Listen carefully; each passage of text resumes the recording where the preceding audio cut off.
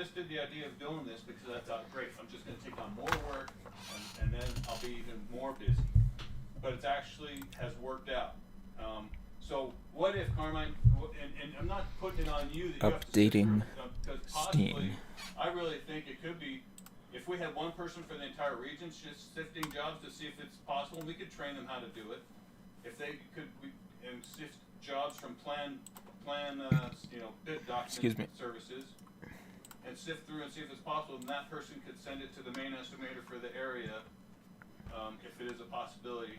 Anyway, but if we had someone doing that, and you found out 2 weeks in advance, Carmine, that this is a possible bid, then you could go to the next sales meeting and say, hey guys, are we bidding this? Hey, how's it going, Coop? My dad's in a work meeting, so I'm sure you hear him in the background. And I'm doing pretty good. I'm very tired though, so I might not stream for super long.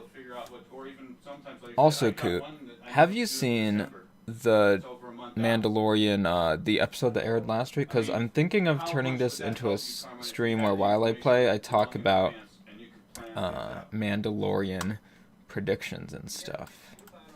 Because the next episode comes out tomorrow.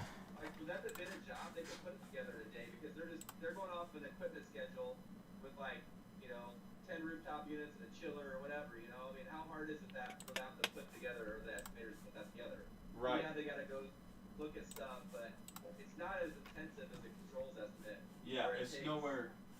You know what? I think I will do that. I'm gonna add that to the title too.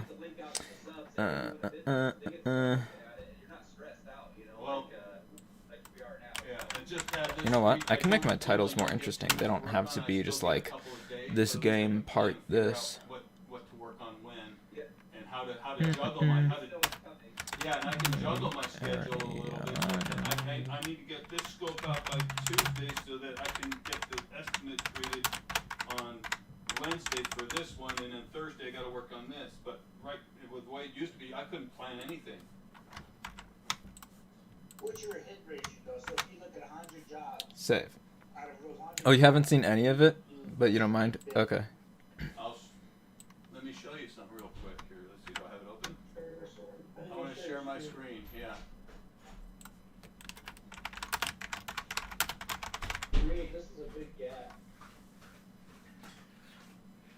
So, all the ones that are red that you see, I'm scrolling up through. I'm probably going too fast. Okay. A lot of jobs I don't bid. You're right, Carmine. Most of the ones that come over, I don't tweet. bid. They're programmable thermostats. They're not DDC. And they're logic only. A yellow job is one that's Discord. I got full screen. Let me see if I can do. Let's do this. And let's do. Okay, cool. Is that better? Yeah. Alright. Okay, so jobs that are green Starting are ones I've the game. done their transition. So it's been over a week since I played this, White, but last time I just beat Pontiff Sullivan, who's basically Victor Sullivan but evil.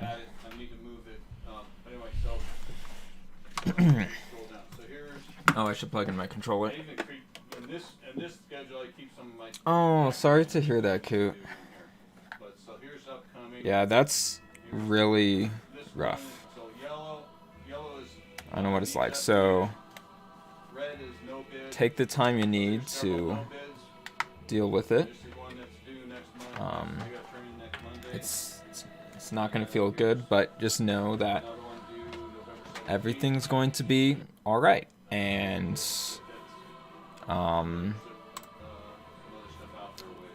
like there's so many different people that you could work out with, Coop. And yeah, you have so many more options for the future. So it's not like everything's over. It's not like the time was wasted because you learn things about yourself, and we have fun moments. So yeah. Hey, how's it going, Lord Saint? Okay, controller's working, right? Yes. Yeah. Sorry to hear that, Coot. Now that's like my schedule. That's my personal schedule, but Yes, thank you, a friendly bear. I wonder where a friendly bear is. I can see a friendly bear. My health bar looks way bigger than it used to be. I think it's just because I am embered, which I haven't been in a while. That's good to hear, Lord Saint. Okay. I'll get playing for now. And has anyone in the chat, Coot hasn't, but Lord Saint, have you seen the newest episode of the Mandalorian? So I'm thinking of talking about predictions on where it might go next. Although the truth is, I really don't know for sure. You know?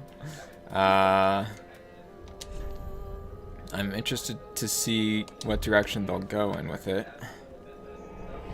You haven't? Oh, okay. Well, maybe I should wait until someone shows up who has, if I do that after all.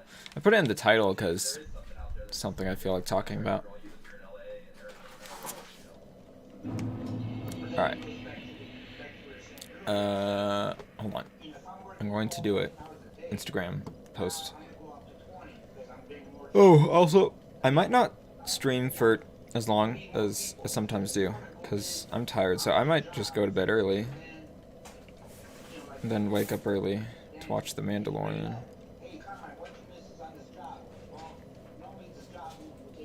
Oh, my green screen. I need to fix my green screen.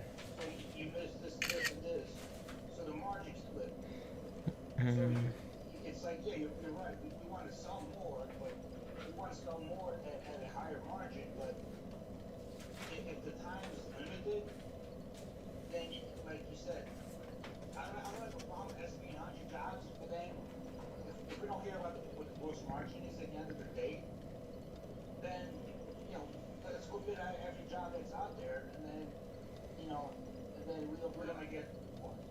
Yeah, but... Okay, that'll work. Yeah, this is my first playthrough, Lord Saint.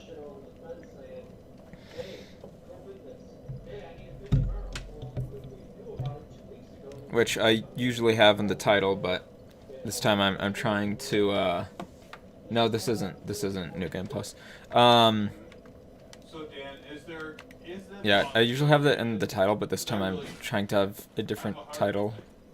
It'd just be more interesting than just calling it Dark Souls stream number 16 or whatever, you know. Plus, you get that information from the thumbnail. Okay. Time to see the new area to explore. I can hear a sparkly little creature, I think.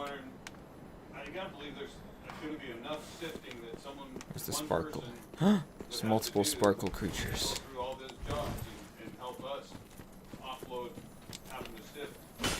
Hey! Oh my god. Come on. One of them already disappeared. Hey! Well, I got one of them. Alright. There's more mountains. There's some sort of a castle fortress thing on that mountain with some very high arch bridges. Okay, that's pretty cool. Are we just doing more castle? Well, that goes up even higher. Well, not this year, huh? 59. And this whole place is looking kind of like Anor Londo from the first game. And I have had it spoiled that Anor Londo is in this game, so that might be the next area that we walk into soon, or maybe not the next one, but one of the next ones. Do I still prefer the other Dark Souls compared to this one? that depends. Like in terms of gameplay, I like this more than Dark Souls 1 and Dark Souls 2, which I barely played. In terms of story, I'm not super into the story, but simply in terms of the story as in what you see as you explore and stuff, I'm not into it as much as I was the first one. Seems like they're just retreading a lot of things, which makes it less interesting to me. Whoa. It's a lot of giants. I can't tell if they're dead or not.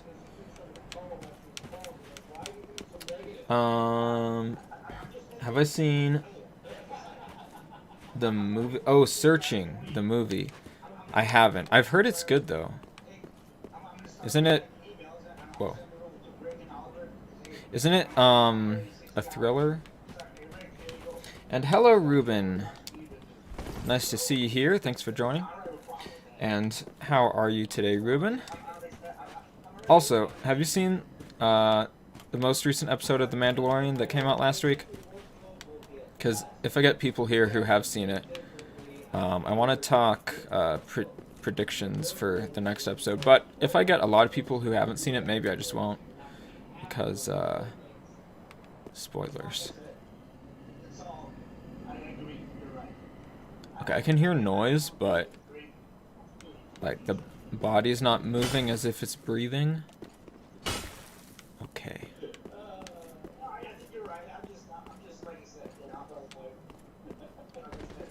Well, Carmen, I hear you. I know you're working 10, 12, 14-hour days, and it's. I'm just trying to, like I said, we don't be strategic. At the same time, I think let's be strategic and get jobs with the whole purpose of being the higher gross margin jobs. But Oh no. I hate magic enemies.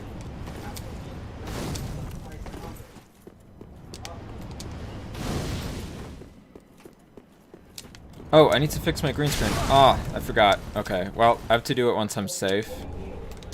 So I also forgot I can't pause. My face cam is also like in the wrong area of the screen because you can't see how many Estus flasks and stuff I have.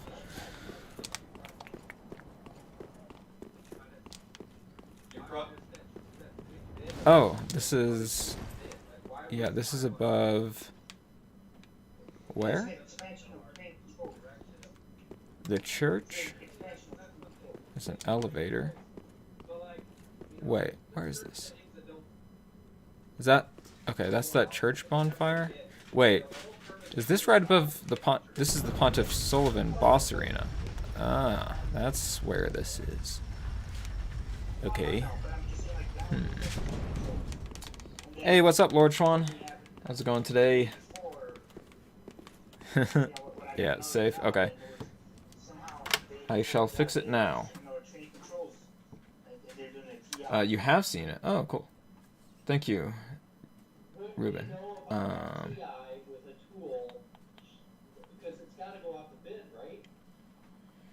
You just saw it yesterday. Yes, it's a thriller. Pretty much the entire movie is a laptop screen. That's interesting. Put that there. Oh, I'm tired. What would make your life easier, Carmine? Okay. Is that good? I'm just saying, it's just, I totally agree. Looks pretty good. Wait. No, seriously, man. What would make your life easier? What if I just kept it like this? That looks kind of creepy. Wait, what would that look like? You can just like barely see my face. Whoa.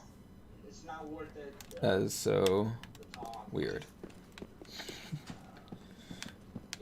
Alright, everyone. I'm a weird ghostly demon face. How is everyone doing today? I can like barely see my teeth.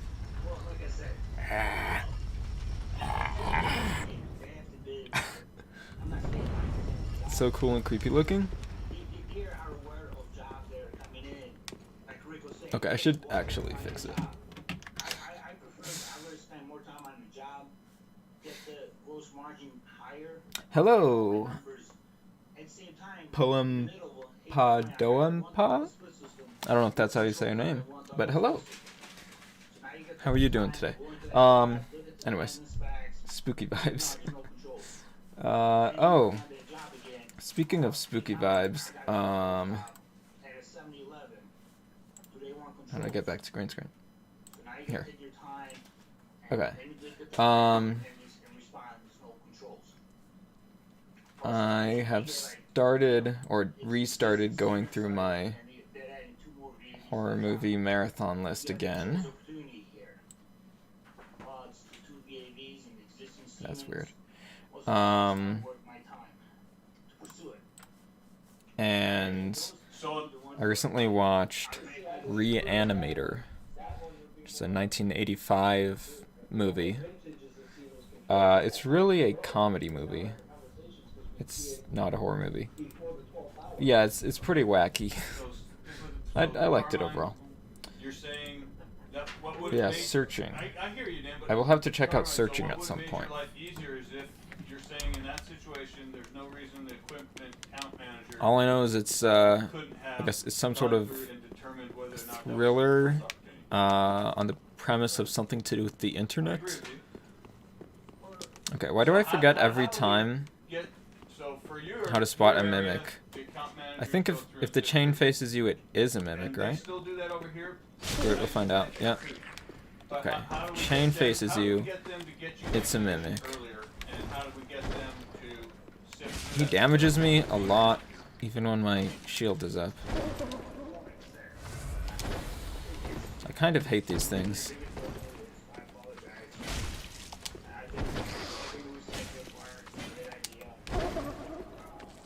Carmen, I agree with you. I mean, they're looking at it. Why can't they do that? It'd take them another minute or two, maybe at most, to figure out if it's controlled. It's already down. There we go, I poisoned it. Look at how long it takes to poison with this thing now. Wonder if I can upgrade the poison somehow.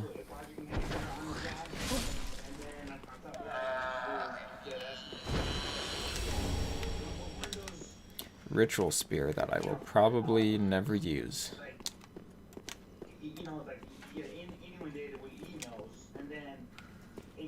Old 80s comedy horror? Yeah. I have seen the Evil Dead 2, Lord Chuan. I've seen all of the, like, main trilogy Evil Dead movies. I haven't seen Ash vs. Evil Dead, and I haven't seen the remake. But I like the Evil Dead movies. So I've heard that a lot of people like Evil Dead 2 more than Evil Dead 1. I actually liked the Evil Dead 1 more. And I think it's just because in 2, it almost felt like nothing happened the whole movie. I mean, it was a good collection of scenes. I'm not saying you should. Although, it sort of just felt like a repeat of the first movie, except with different types of demon haunting scenes in it. And a much faster setup.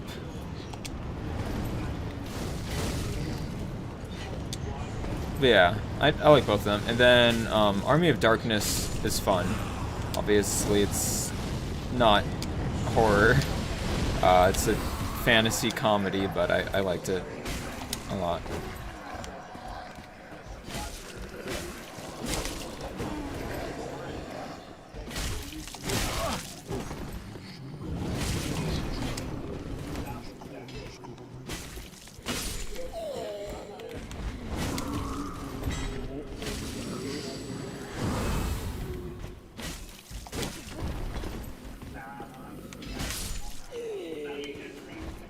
Alright. I heard a weird like hissing noise, which I think means I poisoned that guy at the end there. I agree with you, Carmine. I don't Like when he think it's fell our job over. as estimators to go sell. We can help support sell. Hello, Jack Graham. Primary sales. How's it going? Yeah, but if The Evil Dead remake is not good. within 2 weeks, I've heard from some people that go away, where it was a it's good, and some people think it's sort of not. Hold on. I missed some of the chat. I haven't seen The Exorcism of Emily Rose. When was that made, Lord Saint? If you have seen the Clone Wars, what's your favorite episode? Oh, that is a good question, Ruben. I'd have to think favorite arc. I can't just do like favorite singular episode.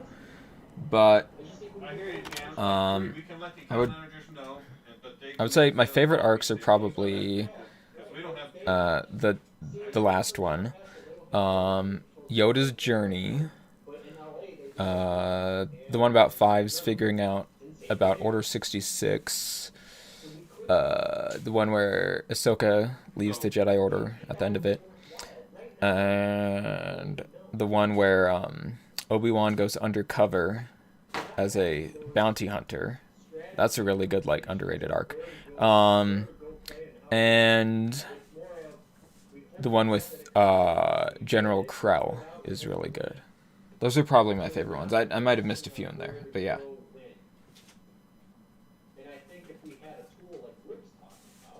You were kind of enjoying the spooky ghost screen. So how do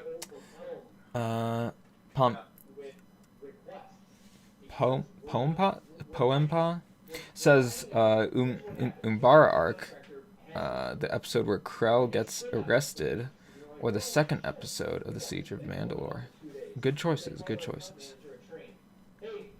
Yeah, I feel like the Siege of Mandalore, just the way that those episodes are structured, it seems like they were made as a movie and then later broken into episodes, because they all have those part titles in them, which is different. There's only one opening announcement for them. It's not something that's in every episode, and the episodes have like really different lengths. So all those things make me think they made it to be a movie and then they broke it up into episodes. Because like the first episode of that arc is almost 30 minutes long, which is weird for the Clone Wars. But then the last one is like 17 or 18 minutes long, which is kind of short for a Clone Wars episode. So that's what I think, because the episode length is so like oddly uneven for the Clone Wars and all that. Yeah, if I had to pick a favorite episode of the final arc, it would either be the second or the third one. I sort of feel like the last episode is the weakest of them, but it's not a bad episode. It's just that, like, it works really well as sort of like the final act in a movie, if you sort of see them all as a movie, but as a singular episode, it wasn't quite as exciting as the other ones, I felt. Yeah, the Fives one, Ruben, you're saying? Yeah, that one was really good. Fives deaths was the only time you had to cry during the Clone Wars. There's a few different scenes that made me tear up at different points. I would say when Ahsoka left the Order, that was one of them. And then Order 66, when Rex shoots at Ahsoka, was a pretty big moment too. Army of Darkness is probably your favorite because you watched it a lot with your dad. Yeah, it's just a really fun, silly movie. Yeah. Ash vs. Evil Dead is good though. Okay. I've heard some good things about it. It's a series that's sort of newish and it's on Netflix. And from what I hear, it's mostly a comedy, right?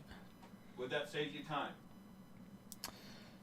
The last shot with Ahsoka and Rex. Oh yeah, and all the helmets. Yeah, of course. The way I see it, the real question is how do we go about Army was the first justifying Evil Dead movie you saw. Oh, interesting. Rented it with a mate one day out at the video shop when we were skipping school. Oh, cool. Exorcism of Emily Rose is a 2005 movie, you guess. It's not exactly horror, but you'll think about it after. It's based on a true story. But I don't really look Okay, at it 'cause interesting. I just look at what I did for this specific job. But here- Hello, Jackson Gelly. How are you doing? And this one. Yeah, so the next episode of The Mandalorian, by the way, guys, That's used for Albuquerque and I Paso. will probably be talking Mandalorian spoilers, since I'm going to be talking about what I think may happen in the next episode and the rest of the season. Yeah, the next episode comes out tomorrow, late tonight. Oh, and thank you, Jack, about the Halloween costume I did of Cobb Vanth. Yeah. This is one they Your send connection out is bad. each Okay, day you'll be back. for All right. new jobs, Sounds and good. they- highlights tell you what's Oh, Rebels, what clients arc came in or for the yellow favorite jobs episode? and Okay, hold on. not seen yet for the I was trying to catch up on the chat, unworthy. but This is one they send I out end up each not playing the day game. that lists I was all actually the thinking jobs about that this are recently coming because I'm rewatching Rebels while I'm showing it to my mom. for the next year. My favorite episodes of Rebels, I'm not sure what order I put them in or anything, but my favorite episodes are Twilight of the Apprentice. That's the one where Ahsoka fights Vader. Trials of the Darksaber, I think, is a really great episode. It finally adds a lot of interesting depth to Sabine, and it's just a really great episode. And I like sort of the Darksaber mythos and how she feels like she isn't fit to wield the weapon because of what it means and all that. And then Twin Sons is a really great episode. Twin Sons might be my favorite episode of Rebels. I just think the way... Oops, wrong item. I just think the way that they ended Maul's story and his conflict with Obi-Wan was perfect. And when Maul finally dies, you feel bad for him and kind of sad, but like his whole life was just full of hatred and evil. And it's only in Maul's last moments where he finally, he doesn't turn good, necessarily. He doesn't really do anything good, but he finally shows some hope for the future through the fact that Obi-Wan says he is guarding the Chosen One.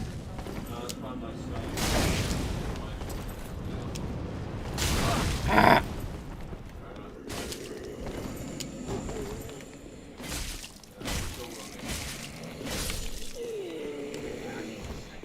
Yeah. Someone said the stream's not lagging. Okay, good. The Conjuring's pretty good, you said. It's on my list, Lord Schwan. So I have a list of 100 horror movies I'm going through. It's like 100 of the most popular or ones that people generally say are the best. Some of them are not the best. Some of them are just there because they are popular. Yeah, I'm trying to go through them mostly in order of when they were made. So I'm currently in the 80s, and I'm like halfway through the list. So I saw lots of like older movies. And oh, Ethan's here. Hello, Ethan. Why is Maul in Rebels? How were they able to do that character in the show? Well, Maul lives after Obi-Wan cuts him in half, Ethan, and then he lives through the Clone Wars as well. So that's how he's still alive during Rebels. Yeah. You're watching The Possession of Hannah Grace. Too early to tell if it's any good yet. You're assuming I've seen the original Exorcist. Yeah, I have. Okay, well, tell me how that is, which one? I do like the The Exorcist. I think it's a pretty good movie. I don't think it's the scariest movie of all time, like some people say or whatever. But yeah. And Halloweens. I didn't see your chat there. How you doing? Yeah.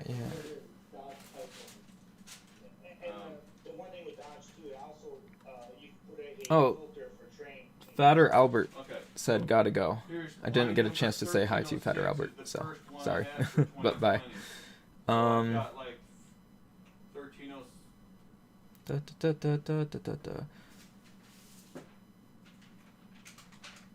Hey Norvious, what's up? Just popping in to say hi. You have about an hour left of school, so you'll join back when you get home. Okay, sounds good. I do have a streaming schedule, Identity Killer. I stream Thursdays and Saturdays at 2 p.m. Mountain Time, U.S. Mountain Time. Sorry, I realize I'm not playing the game much because I'm trying to keep up with chat, so I might just play the game and miss a little bit of chat. I'd rather not, but I might just have to. You're back in with a vengeance. Well, welcome back, Jackson.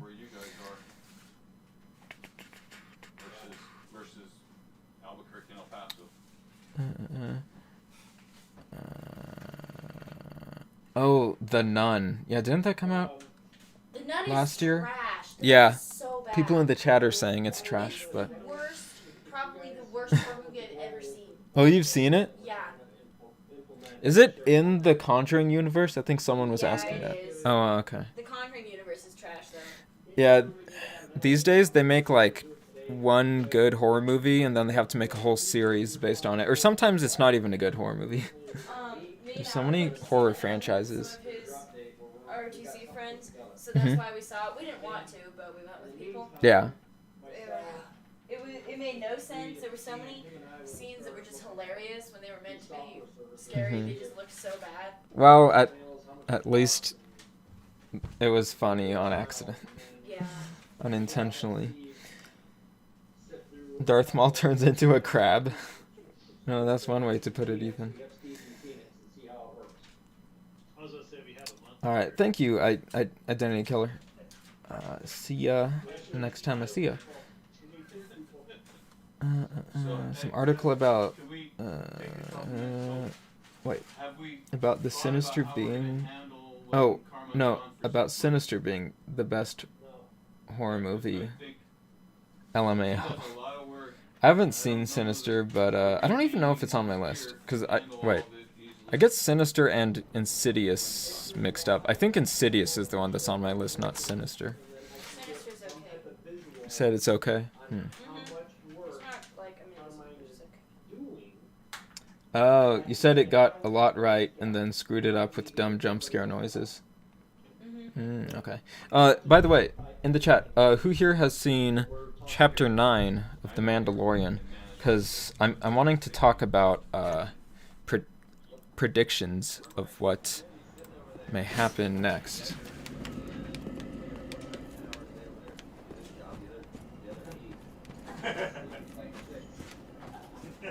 You've seen it, Jackson? So is Paul and Pa. Okay. You said The Conjuring 1 is good, Lord Saint? I'm pretty sure that's the only one that's on my list. I don't have many sequels on my list. Some of the only sequels I had on it were the Evil Dead movies and Dawn of the Dead is on there. And that's a sequel. Yeah, not that many sequels.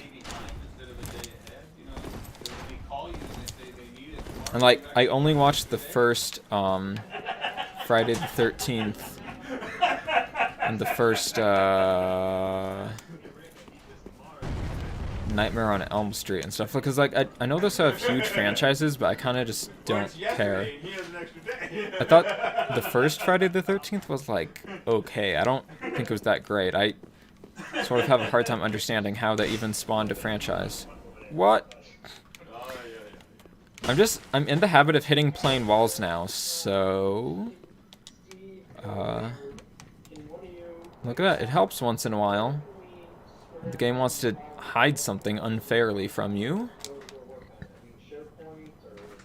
Oh boy. You know what? I really think the I don't local wanna fight share that. drives are good. Then if, I don't want to fight that. if we can What I get found. around the lane length, This is an old drawing I did when I was a kid of Obi-Wan fighting Anakin. one drive, that might be doable. Um, Oh, and there's a little Yoda on the back that I didn't color. And Why is Obi-Wan's wearing a Obi-Wan red wearing robe red? for some reason. Yeah. Yeah, I don't know why. He barely has the high ground. I should have put him there. you should have put him just his feet, like nothing else in the picture, Yeah. just his feet sticking into the. I think so. Probably when I drew this, Dad wouldn't let me watch Revenge of the Sith You yet, probably hadn't actually seen because it. it was the only PG-13 Star Wars movie, And you so were I 13. couldn't see it. Yeah, It's so funny how they so I hadn't actually seen it. Yeah. And now all of the new ones are PG-13. Yeah. You can also sync it to OneDrive, so it's back on your hard drive. So it's like I said, we just started testing this here, contracting, Niche, and multiple people can work wouldn't you like to know? Wait, is this Norvious logged into a different account? Hello, Niche. Nick? Niche? I don't know. If you're not careful, Anyways, you can mess up. you have not, but that is okay. Well, Weens, I don't want to spoil it for you, but I think I'm just gonna talk about it because that's sort of what I wanted to do. But yeah. Anyways, if you don't want spoilers for Chapter 9 of The Mandalorian, then leave right now. But yeah, so at the end of Chapter 9, we saw a clone character that is on Tatooine, and it has to be Boba Fett because the clone is not really old, because all the clones who are clone troopers age twice as fast as normal people. So, I mean, also it's Tatooine, so it makes sense that it would be Boba Fett if he survived the Sarlacc. I'm personally not a huge fan of bringing characters back to life who we thought we were dead in general. But I'm also not a huge fan of Boba Fett. Don't get me wrong, I think Boba Fett's cool. His role in the original trilogy is a nice one, but I think it's really overrated because it's a small role, but people act almost as if he's like a main character. Wait, you said the third Nightmare on Elm Street is the best one, Lord Schwan? I really liked the first one, but I also thought it worked really well as a standalone movie.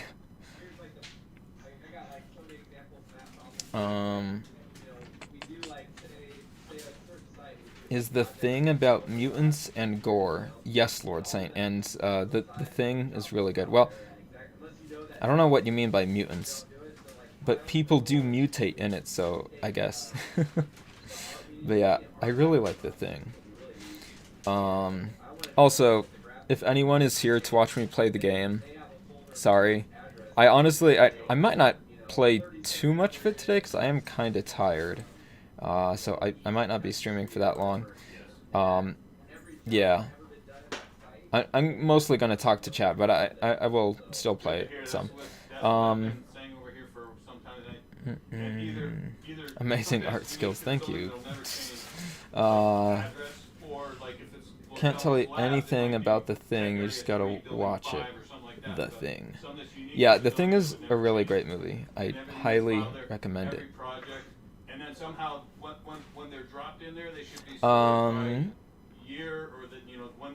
Boba. Yes, Boba.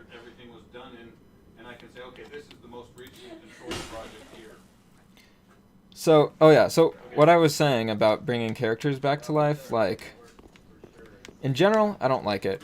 With Boba Fett, I think it could actually work, because, we didn't get too much Boba Fett before, except in the Clone Wars we got some, but that was when he was a kid, so, you know, that was a long time ago. It's basically a different character by now. Oh, Labs! Hi! Hello, welcome to the stream. I'm sorry that you showed up just as I spoiled the last episode of The Mandalorian. Yes, how's it going? You're just here to chat anyways? Okay, cool.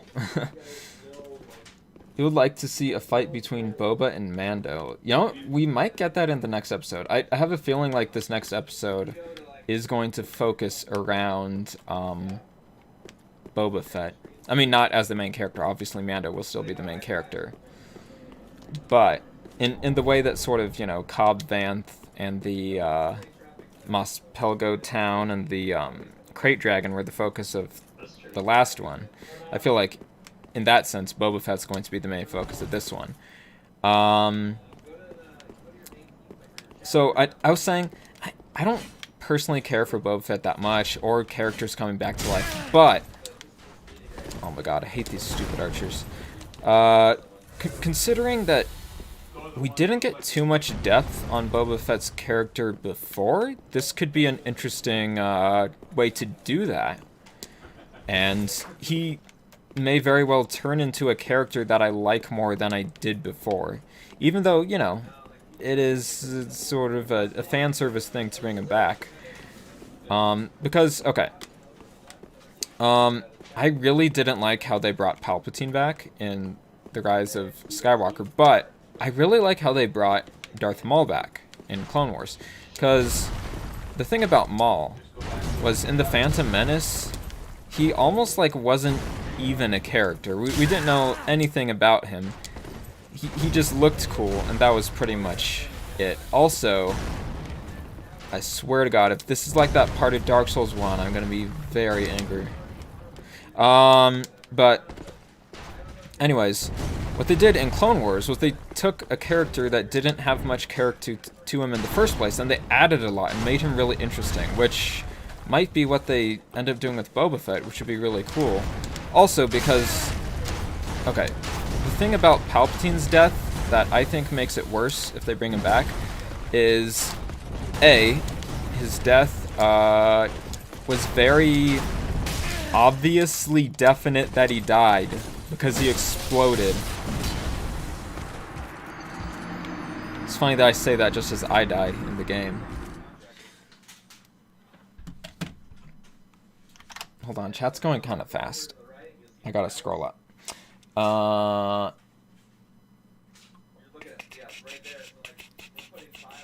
Oh, you accidentally saw a spoiler about Boba Fett anyways? Okay.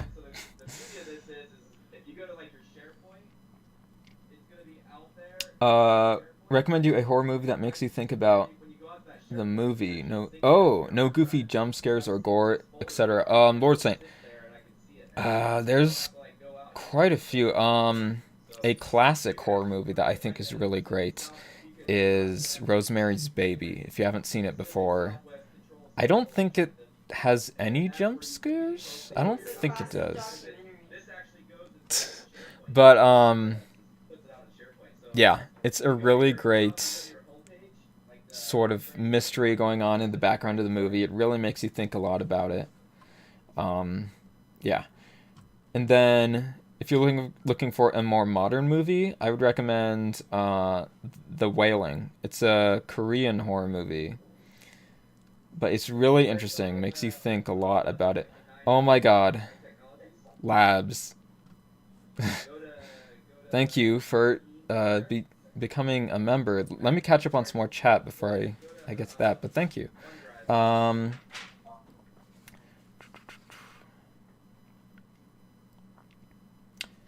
Yeah, anyways, to sort of try to wrap up with what I was saying with Boba Fett is, I hope that they add some meaning to him being back and do some interesting things with his character, because I did not feel like they did that with Palpatine in The Rise of Skywalker.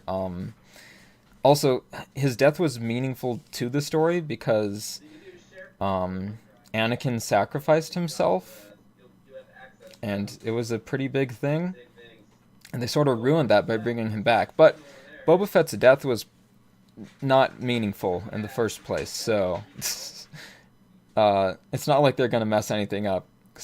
Literally, Han accidentally kills him by hitting his jetpack, which is very silly. Oh yeah, that's right, Labs. You said you had a migraine. Yeah, I hope you're feeling better.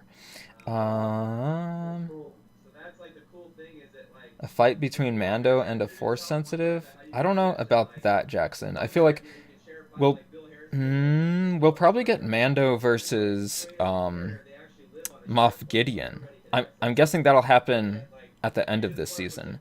And it'll be interesting to see if Moff Gideon is using the Darksaber and Mando won't have a weapon capable of blocking the Darksaber, which would not give him the upper hand. I don't know. We'll have to see. Oh, you've seen Midsummer? Midsummer is really good, Lord Saint. Maybe niche. Your dog took a massive poop for 8 minutes. All right, thanks for telling us. Hello, Gold Ninja. How are you?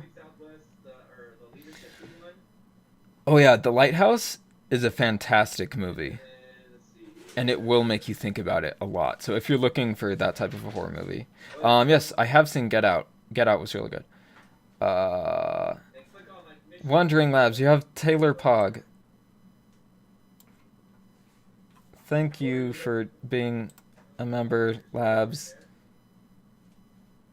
You're the second member. Norvious was the first one. Hold on, I'm trying to catch up on all the chat. It's getting hard though. I'm like not even playing the game. If you look closely at the end when you see Boba, it looks like he is dressed up in like a Tusken Raider.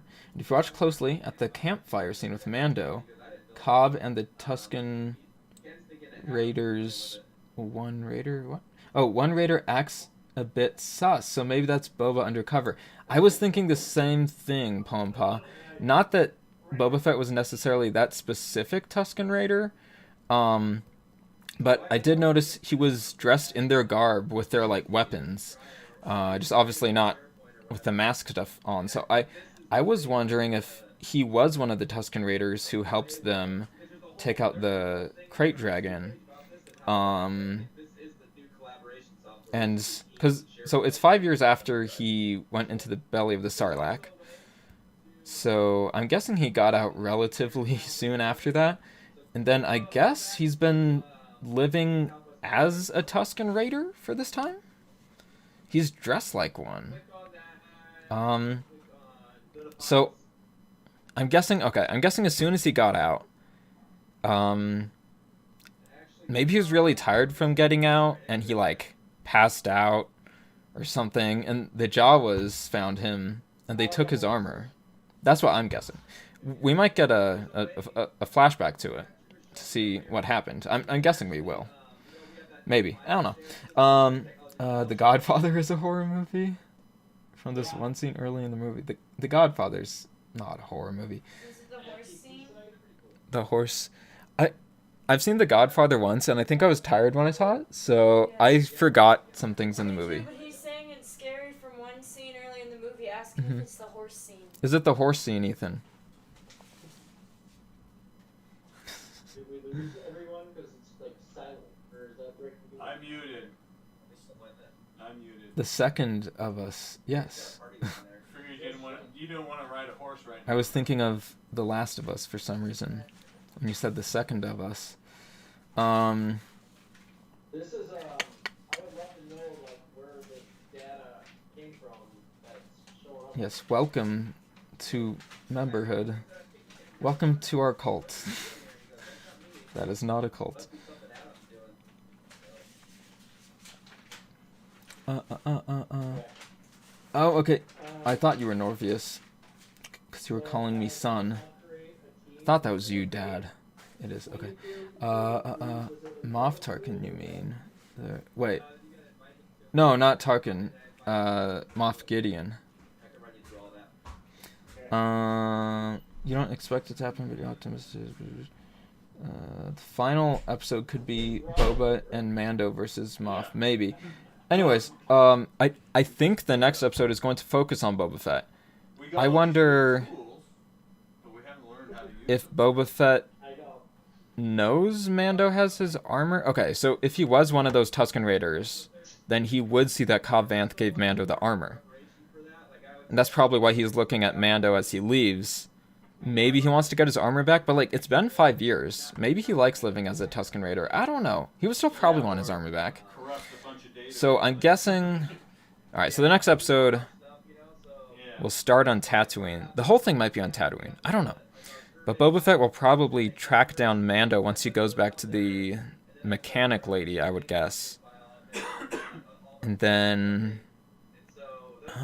do you think Boba Fett will just fight Mando right away to try to get the armor back?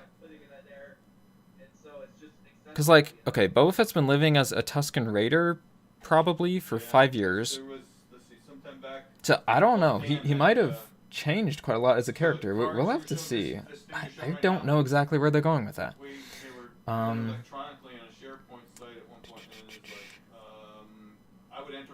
Hey, that's totally fine, Jackson. You don't have to be a member or give me money. It's optional. And welcome back, Ruben. I'm trying to catch up on chat. It's going faster than usual. Maybe because I put the Mandalorian in the title.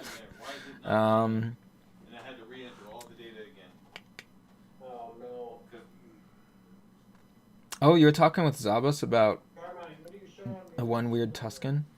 I didn't notice this one weird Tusken. Wait, so it was in the scene when Mando and Cobb Vanth were at the campfire, like when Cobb Vanth drinks the weird drink for the first time? Is it that scene?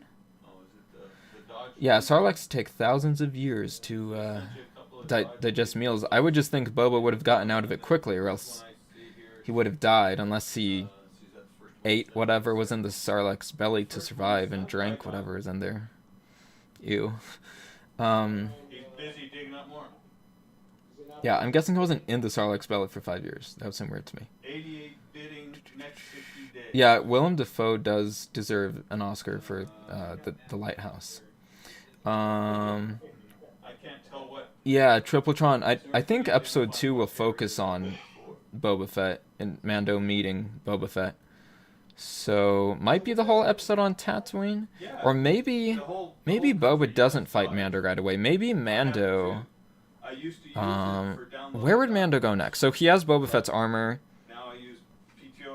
He wants to find out where the armor came from, probably. So maybe he'll go back to Navarro to see the armorer? If she's still on Navarro. I don't know where the armorer went. So maybe the next episode is the one where he goes back to Navarro. Because in the trailer they show there is something happening there. I don't know. Or maybe it'll all be on Tatooine with Boba Fett. Maybe Boba Fett will track him. I don't know. It's also possible that the next episode will not be Boba Fett. And he'll keep tracking him, and later in the season he might do something. But I feel like, okay, usually in the show when they tease something in one episode, that thing is like in the next episode. Like with the very first episode of the show, they show you Baby Yoda at the end, and then the next episode really like focuses on Baby Yoda.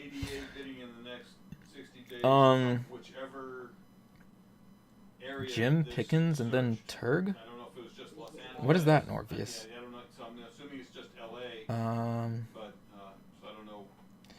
Coot, it's pretty certain that it's Boba. Alright, bye Jack Graham. Thanks for tuning in. You've got something that belongs to me. You have 3 seconds. Yeah, maybe. What are you looking at there, Dan? Is that but we do know he is good at tracking people from The Empire Strikes Back. Is that something that... Yeah. Yeah. Oh, Carmine attached it. Okay, Carmine attached Alright, something. I'm going to try to play some of the game. But it's mostly just been like almost an hour of just talking to chat, which is great. My favorite part of live streaming is talking to the chat. Yeah, okay, so how is the next episode gonna go? Do we think... Wait, there's one more sparkling lizard thing. Do we think Boba Fett will try to get to Mando right away to get his armor back? Like on Tatooine? Or will Boba, track him down somewhere else? Because, okay, let's think about this logically. So Mando and Baby Yoda head off with some nice, fresh crate dragon meat and Boba Fett's armor on a speeder. headed back to the Razor Crest, which is in Mos Eisley, with that mechanic lady. Alright, I mean, I don't think they said this where they're going, but that's where you can assume they're headed on that speeder, right? Then Boba, dressed like a Tusken Raider, sees them. Does Boba have a way to even quickly follow Mando? Or does he not need to quickly follow Mando? Has he, like, placed a tracking device on Mando's speeder, maybe, while he wasn't looking? Because I think, okay, based on what we know right now, it does seem to make the most sense that Boba Fett was one of the Tusken Raiders in that tribe. Oh great, this giant's still alive. I thought it might not be the best to go through. Also, I saw this guy. Usually all of the, like, human NPC characters... Oh, there's two. Usually they're always, like, the hardest enemies in this game.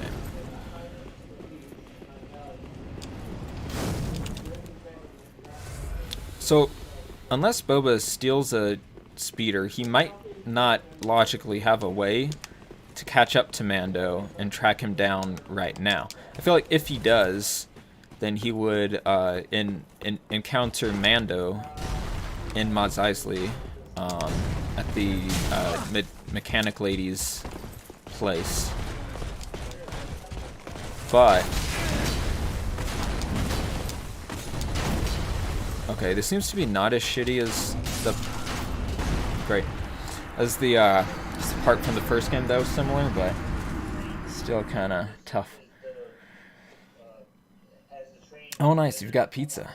Sounds good. You have a Zoom class. Hopefully I'm still streaming in an hour. Alright, bye, Norvious. Thanks for watching.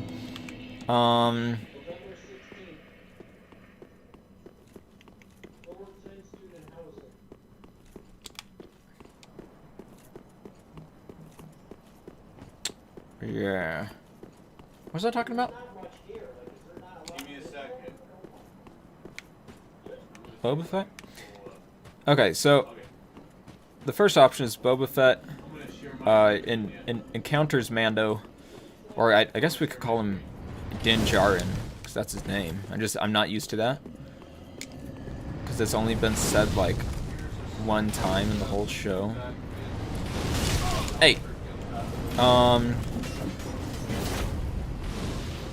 Okay, but yeah, option one is Boba encounters him and I guess fights him in Mos Eisley to try to get his armor back. But he probably doesn't have a fast method of transportation to catch up to Mando. So, let's say he does his old bounty hunter type thing and he tracks Mando. Let's say he's placed a tracking device on Mando's speeder bike.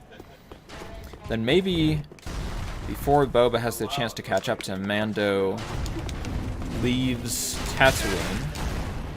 Oh, there's no way I'm going to be able to heal in time. Oh my god. Hello, the game zone. Can't stay for long. Sorry you missed loads of your streams. Busy with school. That's totally fine. I totally understand. Spoilers. Yeah. I'm talking spoilers. Okay, so let's say, yeah. So, Boba Fett tracks Mando. Mando leaves Tatooine by the time Boba Fett catches up to where he went at Mos Eisley. And I would think if Mando wants to find out where the armor that he has now, Boba Fett's armor, where it came from, he would go to the armorer. Last we knew she was on Navarro. So let's say he goes back to Navarro in this next episode. And he doesn't know it, but Boba Fett has tracked him. But maybe Boba won't show up until like the end of the episode. That's when we find out he tracked Mando. I'm just guessing here. But while Mando's on Navarro... So, in that trailer from what they show on Navarro, it seems to have to do a lot with the Empire stuff. So, like, Moff Gideon, I guess, is still occupying Navarro, but then we see, Greef Karga and Cara Dune teaming back up with him on Navarro, which could be a different episode. I don't know. Also, in one of the trailers, they showed the blue guy from the very first episode in an Imperial transport with Mando and Cara Dune, I think it was. So I don't know how that ties into it. Maybe... I sort of feel like there's going to be a prison break on Navarro in whatever episode that is. Maybe they're breaking the armorer out of prison. Do you think? What if that's the next episode? Breaking the armorer out of prison so he can find out... Like, let's say she got taken captive. Okay, this could actually make sense. This could actually make sense. So, the last we saw of the armorer, she was fighting stormtroopers. What if at some point she got overwhelmed by them and they captured her? Then, in this episode, Mando needs to break her out of prison. What the hell? This almost looks like there would be an invisible walkway, but no. Oh, lover.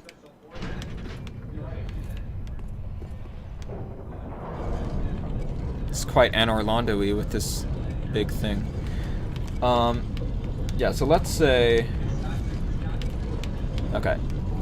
So Mando's goal is to find out where Boba Fett's armor came from. So he needs to go see the armor, but the armor has been taken captive by the Empire people.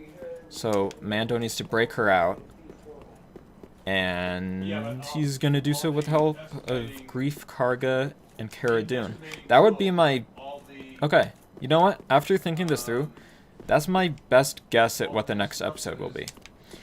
And then, at the end of the episode, he'll either break the armorer out of prison, or he'll find out that the armorer is dead. I don't know. Hey, there's a bonfire over there.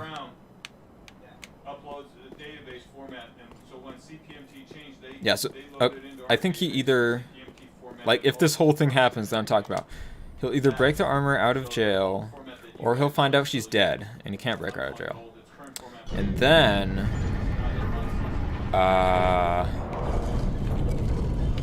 near the end of the episode, Boba Fett will catch up to Mando. Or would that be too much to have in one episode? A whole prison break plot plus Boba finding Mando? It might be too much to have in one episode. But let's just say this does happen. Okay. So let's say Boba catches up to Mando. He finds the Mandalorian. Maybe they would end the episode there on a cliffhanger. Oh look, it's... Okay, there we go. There's actually Anor Londo. Okay. They might end the episode there, if that's what happens. Of course, this is just a wild guess. You would think Greef Karga would recognize Boba Fett? Or does he not know what Boba Fett looks like? Maybe Greef Karga would just recognize Boba Fett's armor as soon as he sees it. Since he's the leader of the Bounty Hunting Guild, you would think he's worked with Boba Fett before. You know? That would make sense to me. Yeah. How was my day? My day's pretty good, the Game Zone. Sorry, I'm getting caught up in talking about what might happen in the next episode. Have I heard the tragedy of Darth Plagueis the Wise? No. Anor Londo, Lord Saint, is this big castle kingdom that was in the first game. It was pretty popular in the first game because it's one of the more memorable levels, one of the better levels. Well, sort of. There were some irritating parts of it, but and in the first game, it had one of the best bosses in the game, and one of the hardest bosses of the game in Anor Londo. Hey, this is not a beat up on someone's platform.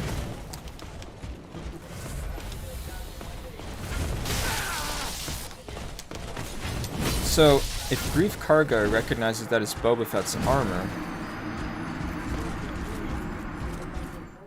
he would just tell Mando, hey, that's Boba Fett's armor. Wait, but then, okay, here's a question. Is Boba Fett actually a Mandalorian, or is he not? Because I sort of feel like we don't know. Because in the Clone Wars, Prime Minister Almec tells Obi-Wan that Jango Fett was not actually a Mandalorian, that he just stole Mandalorian armor and wore it. But the thing is that the meaning of what a Mandalorian is, like, there's multiple meanings. Mandalorian could mean someone who is from the planet Mandalore. That honestly sounds like what Prime Minister Almec meant. I think he was just saying that, like, Jango Fett was not from Mandalore. But maybe Jango and or Boba, maybe they followed the Mandalorian creed that Mando follows. So maybe in that sense they are Mandalorians, in the same way that Mando is not, he's not from Mandalore. He just follows the Mandalorian creed.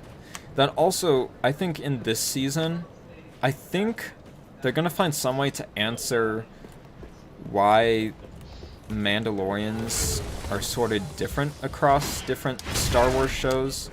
It's like how in Clone Wars and Rebels, they don't have the rule about never taking off their helmets.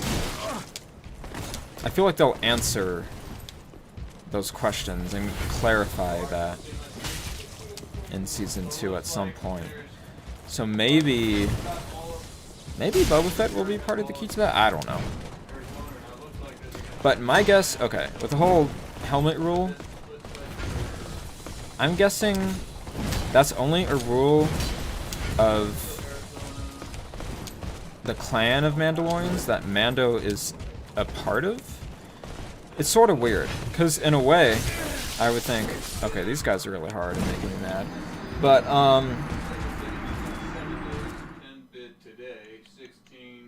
Tripletron, you said episode 2 title is listed as Chapter 10, The Confrontation. Tripletron,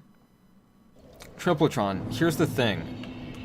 I read a list of leaked episode titles that had that one in it, but they had a different episode title for episode 1, or, you know, Chapter 9.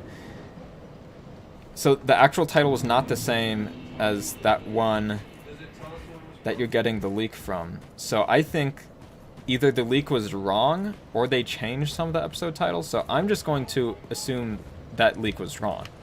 So I don't think that's going to be the title of Chapter 10, Tripletron. Because that leak said the title of Chapter 9 was going to be The Search, and that was not the title of Chapter 9, it was The Marshal. If it is The Confrontation, then it could very well be a confrontation between Mando and Boba Fett. But I doubt that's the actual episode title, just because the leak for the Chapter 9 title, which was part of the same leak, was wrong. So, hello there, Kazara. You feel like being from Mandalore and being Mandalorian are two different things in a sense. Yeah. Yeah, that's sort of what I'm talking about. So I think when Prime Minister Almec was telling Obi-Wan that Jango Fett was not a Mandalorian, I think he meant Jango Fett is not from Mandalore. That being said, even though Jango Fett is not from Mandalore, I don't know if he follows the Mandalorian way or if he just wears the armor because he thinks it's cool. So Jango and Boba Fett still might not be Mandalorians at all. And if they're not, then that's a dead end for now in terms of Mando's search to find other Mandalorians. And he'll have to look elsewhere. Part of me doesn't want to talk about the leaks of which characters might be involved in Season 2, because if the leaks are true, they're pretty major spoilers. But at the same time, I know a lot of people know about the leaks. But, anyways, if Boba Fett is in fact not a Mandalorian at all, like he I don't know if he is. We'll have to wait and find out. But if Boba Fett is not a Mandalorian, which, based on what we know of him so far in canon, it seems to me that he's not a Mandalorian. If he's not, that'll be like a dead end in Mando's search to find other Mandalorians, so he'll have to look elsewhere. Also, I have a feeling like Moff Gideon might not be in any episodes until near the end of the season. And I also feel like at the end of this season, we will find out why Moff Gideon wants Baby Yoda. Or maybe not exactly why, but at the very least get some sort of major hints. Because they have to, like, bring sort of the core premise of the show forward in some way, you know? And I don't know why he wants Baby Yoda. I hope it's not that he's working for Palpatine, and that Palpatine wants Baby Yoda for some reason. I don't want them to mention Palpatine coming back at all in The Mandalorian. I really hope they don't. One of the creators of the show, it might have been Jon Favreau that said this, or was it Dave Filoni? I don't know. But one of them said that they're going to go into the origins of the First Order in some way. So I don't know what that'll be yet. But I would rather them not mention Palpatine coming back or have that in the show in any way. If anything, maybe mention Snoke, but I don't know. I don't really want Snoke to be in it either. Because I do like that The Mandalorian isn't too involved with the main, like, Skywalker saga, and I don't want it to feature any of the, like, main Skywalker saga characters. I feel like that would sort of take away from it feeling like this separate, distant thing, and, like, not everything needs to be connected. It's the other thing. But we'll see. It's like I'd rather not see Luke in The Mandalorian, unless maybe if it's at the very end of the show in the last season. I don't know. Have I seen the Spider-Verse suit gameplay in Marvel's Spider-Man Miles Morales? I haven't. Actually, I haven't seen that much stuff on Miles Morales, except for, I saw, like, the first short trailer and the gameplay trailer. I'm honestly not all that excited for Miles Morales. Don't get me wrong, I really liked Spider-Man on PS4. It's just that Miles Morales, like, okay, I know it's not a full sequel, and I'm sort of worried it just won't be adding enough different things for me to care to play it. So, we'll see. Also, I won't be getting a PS5 for some time. It's on PS4 though, right? I think it is. And then, doesn't the PS5 come out next week?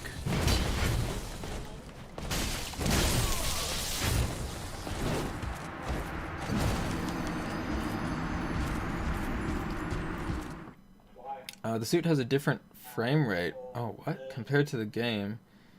So it... Oh, the spider... Oh, so it looks like it does in the movie. It's really cool. Oh, that is really cool, Coot. And it is on PS4? Oh, that's cool. For some reason, Spider-Verse didn't register in my head. So I wasn't even thinking of the actual suit. But yeah, that is really cool. One of my favorite suits in Spider-Man on PS4 was the 2D animated one. I don't think that one had any differences in frame rate, but it was just really cool looking. I just noticed on this armor there's like a little lantern on my hip. I don't think I can light that though. I think it's just visual.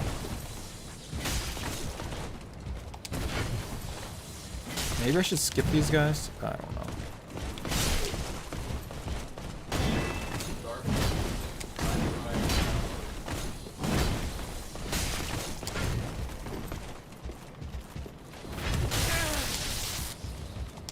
It's gonna be really hard to fight both of these guys at the same time. Oh, man. Well, chat finally sort of slowed down, which will let me play the game a bit more.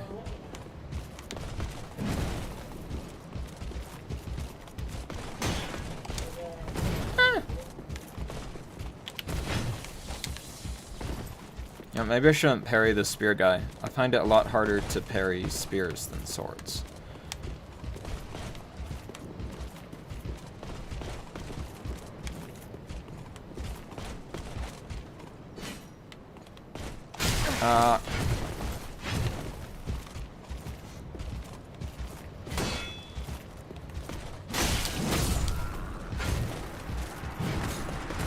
Hello, Tech Plays.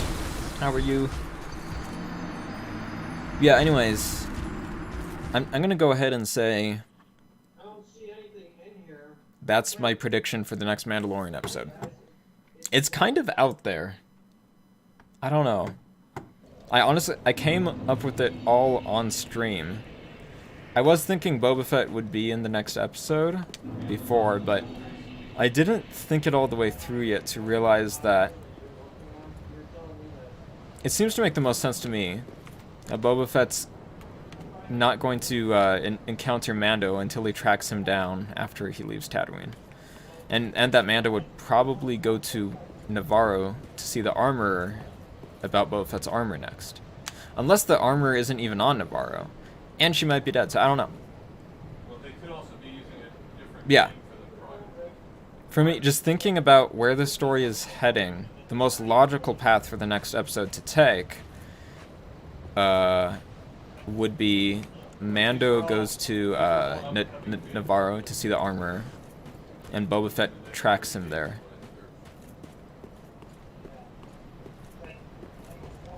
But who knows? They might mix things up. I might be completely wrong.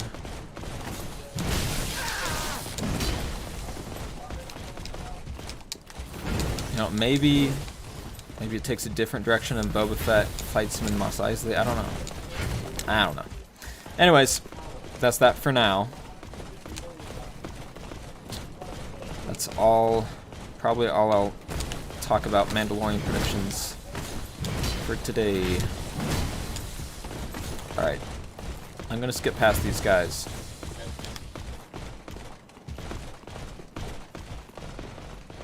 Oh, that's sad. That giant was a blacksmith in the first game, who wasn't dead in the first game, and now he's dead.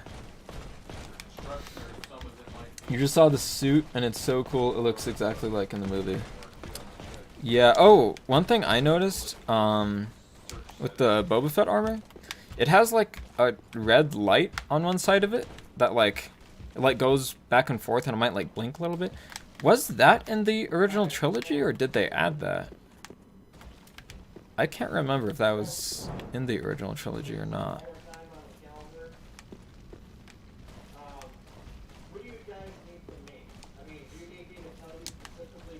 It probably was, and I just, like, didn't really notice it. I don't know. You're doing good? How about me? I'm doing pretty good. I'm excited for the new Mandalorian episode tomorrow.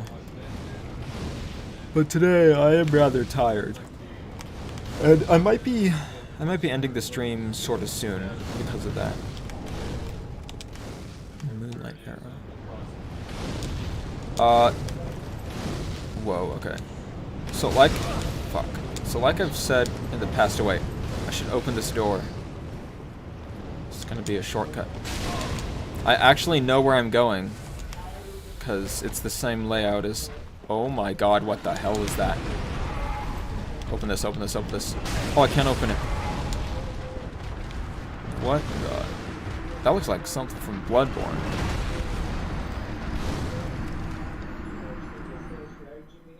You tried to forget the Solo movie. Oh, why is Darth Maul in Solo? Okay, here's what I will say. I really like Solo. Before the movie came out, I was expecting it to be bad. For two reasons. One, I didn't think a Han Solo origin story was necessary at all.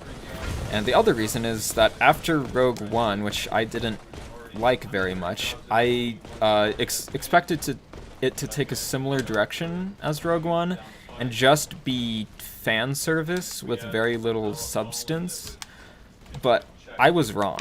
Solo's a really good movie. I've liked it more every time I've seen it so far. Okay, I don't want to fight these guys. It's a fun movie. It has good characters, good pacing. It's just cool to be all wrapped up in the criminal underworlds for a whole Star Wars movie. Yeah, I really like Solo. But, I don't really think Darth Maul needed to be in Solo. Even though I like it, and even though I like Darth Maul, it seemed a little bit out of place. On one hand, it's cool because it makes the Clone Wars feel more legit and canon. I mean, it already is canon, but it's sort of... Okay, it's probably a boss. This is like the Ornstein and Smug Room. Whoa, okay. Yeah. Okay, it's gonna be hard to... Whoa. Oh my god. Visually, there's a lot going on. There's goop. Okay. Great, it's a magic boss. I love magic bosses. You know me. What the hell?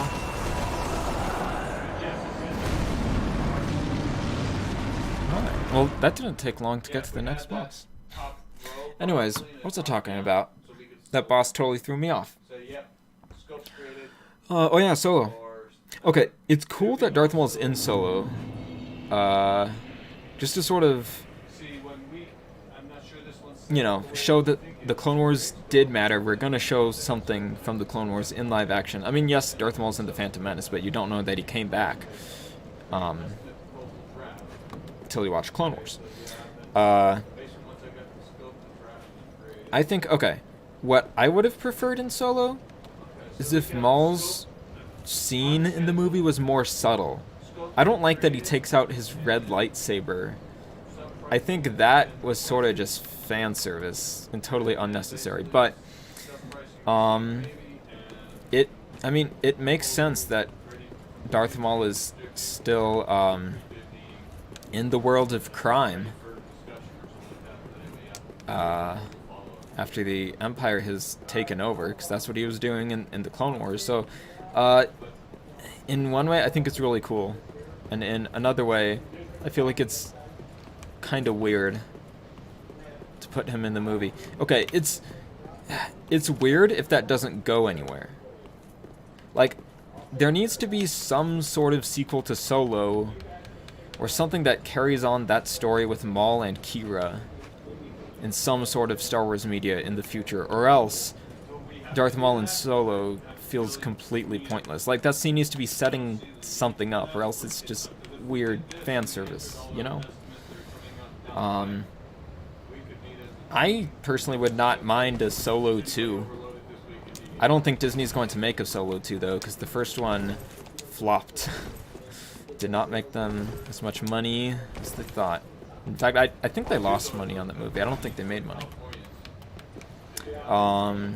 And I think it's the only Star Wars movie where that has ever happened, if that's the case. Those arrows are a killer. Yep. A Palpatine Solo movie. Oh wait, Palpatine, do you mean a movie that focuses on Palpatine? Or Palpatine and Han Solo?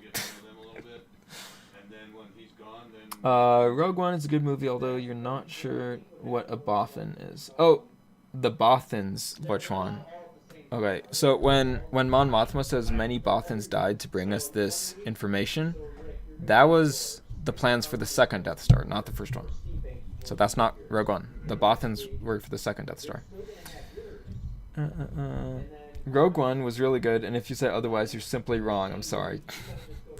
I see people disagree with me. I know Rogue One is really popular.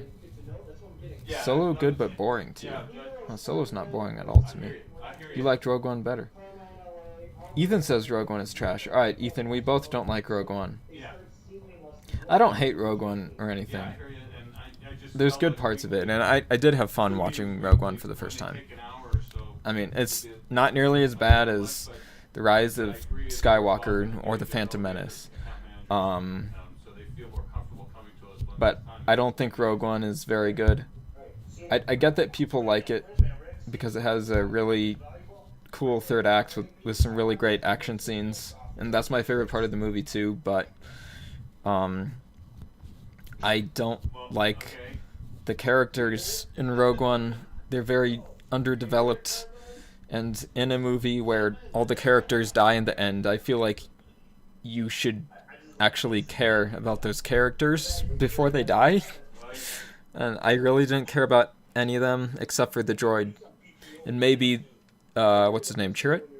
The Force wielder guy? He's pretty cool. But yeah, it's just, Rogue One has a lot of, like, characters that are sort of that main team too, and they're all underdeveloped. And just, for the most part, not likable either. So that's where Rogue One fails for me, is the characters. I also feel like the first 2 acts of Rogue One are very slow moving and are quite boring when you rewatch the movie. Yeah, that's why I don't like Rogue One. But in terms of it looking and feeling like Star Wars, Rogue One does a really good job. And it does a good job of fitting into the Star Wars universe. But, the one thing I will say, okay, Rogue One tries to fix a pothole of New Hope, which is that the Death Star was so easy to blow up, and they try to fix it by making it so that the flaw in the Death Star was intentional.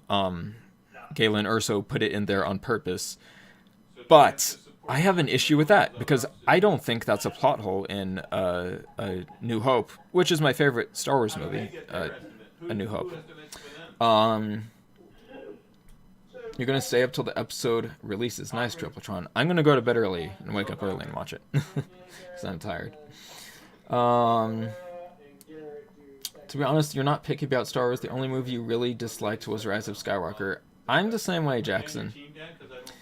You know, I mean, I do sort of dislike some of the other movies, but I'm able to tolerate watching them once in a while, just because I'm a Star Wars fan, and I'm able to see the good things in those movies. The Rise of Skywalker has a few good things in that movie too. You know, there are a few things that I liked in it, but overall, there's way more things that I dislike or I just really don't like in that movie. So yeah. It's all Rian Johnson's fault. What? Are you mostly Phoenix now, Carmine, or are you still doing a lot for LA? You know what? I think the Star Wars fandom will disagree on this forever, but I really like The Last Jedi and the direction that Rian Johnson was going in. I was totally on board, which is why I really dislike The Rise of Skywalker.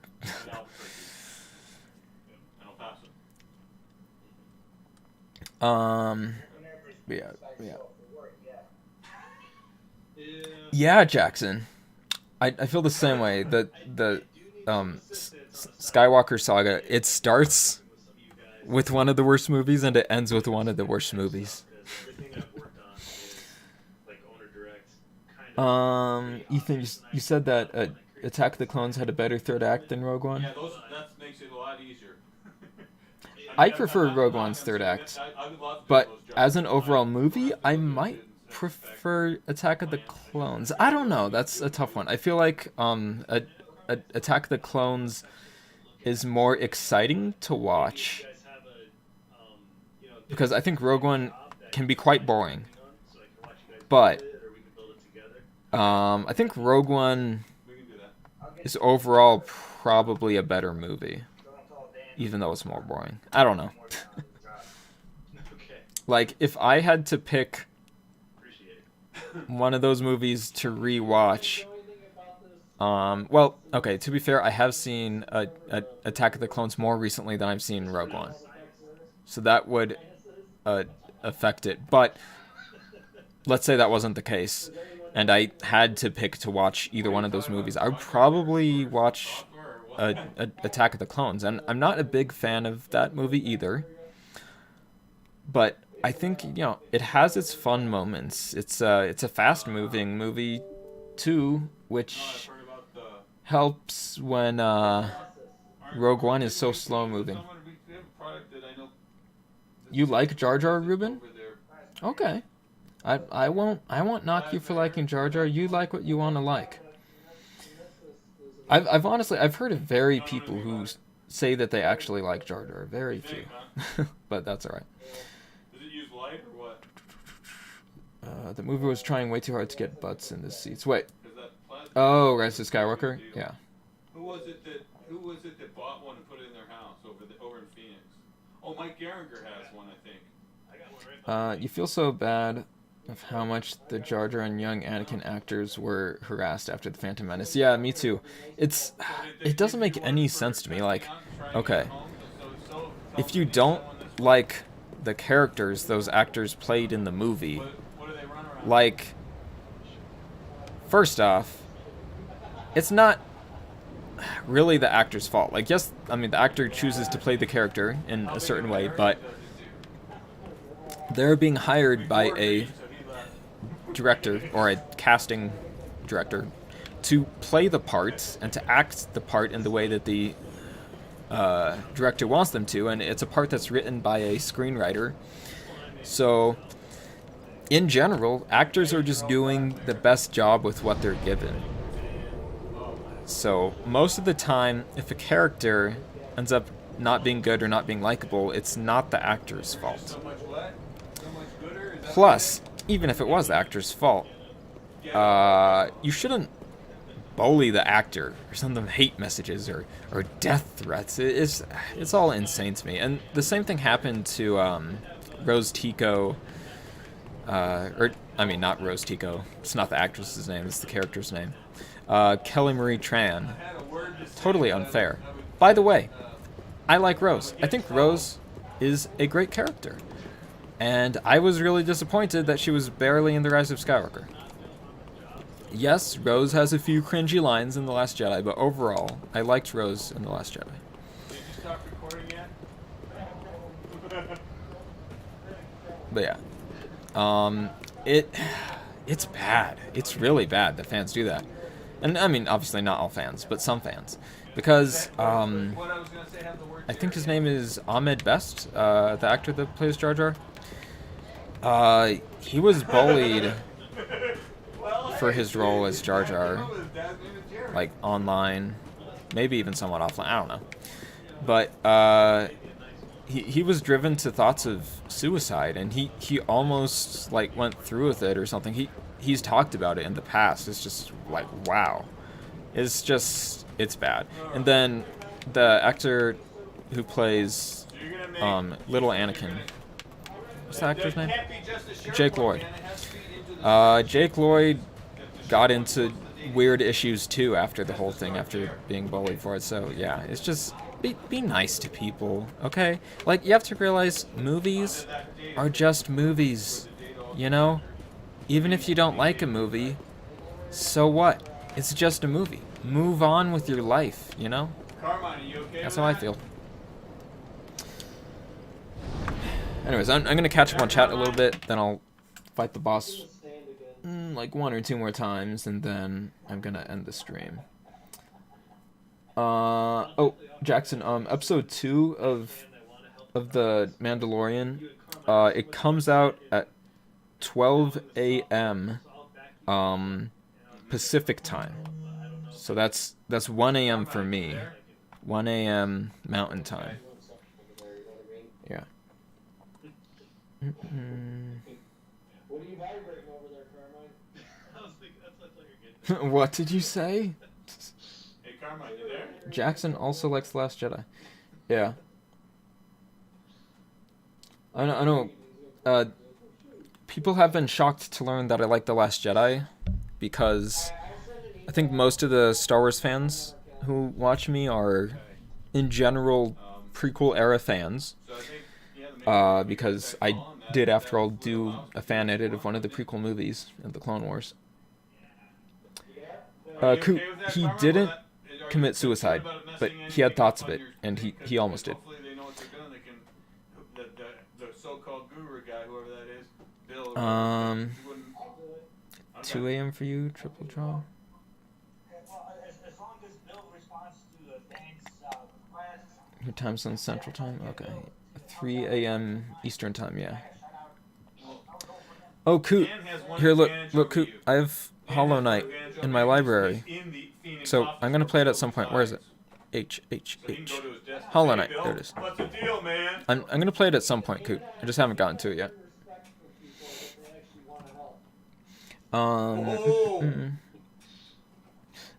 That is true, Ethan. The prequels do have better music than Rogue One, but it would be pretty hard for Rogue One to have better music because it's John Williams. Rogue One's soundtrack was composed by Michael Giacchino, who is a fantastic composer. So nothing bad on him, but he had very little time to make the soundtrack of Rogue One. So, considering that he didn't have much time to do it, it's a pretty good soundtrack. It's not as good as John Williams soundtracks, but I could do yeah. 1 week a month, I would think, for sure. Steve joins. Steve's gonna go. Lord Tron says The Last Jedi wasn't bad, it was different. People complains The Force Awakens was too similar to New Hope, and that The Last Jedi was too different to anything else. They couldn't really win. Yeah, I feel the same way, Lord Tron. Hollow Knight is fantastic. It's a huge Metroidvania with a ton of exploration, sleek combat, great music and atmosphere, and vague story like Dark Souls. It sounds like my type of game then, Lord Schwan. That's good to hear. What we want to do is we want to create a calendar first on who's doing what and when. That's standard. You like Roche? Wasn't that bad? Yeah. Rick knows that he's always gonna Where's the young Anakin actor now? to Phoenix. Well, he's not acting, Ethan. I think he's acted very little ever since The Phantom Menace. He doesn't act. And lots of actors from the prequels haven't had much of a acting career after the prequels. I mean, obviously, Liam Neeson has, Ewan McGregor has, Natalie Portman has, some of these other actors, but like, Sam Jackson, obviously. But like, Hayden Christensen also hasn't acted very much after the prequels. If it's the beginning of their day and the end of my day, that might work out. Hello? Yeah, Lord Schwan, The Phantom Menace has multiple problems. I actually think, I think, like, the main plot of The Phantom Menace is actually, I think, pretty good. I think it was just executed really badly. And I do think Anakin should have been older. I think if they were going to have a comic relief character like Jar Jar, I don't think he should have been as silly and irritating as he was. Once a month we gotta go Yeah. to Hawaii now. Okay, I can. We'll work that out. I haven't heard of that before. Oh yeah, same thing with Laura Bailey, who plays Abby from The Last of Us 2. It's like, it's just a video game, people. Hello, Trooper Guy, how's it going? Hey man, I'm totally. Sorry, I didn't see your chat for a while. I was trying to catch up some. Who's no fun? Yeah. So what's weird about Anakin being as young as he is in The Phantom Menace, like, Yoda says he's too old to train because they usually find Jedi, like, when they're even younger than Anakin was.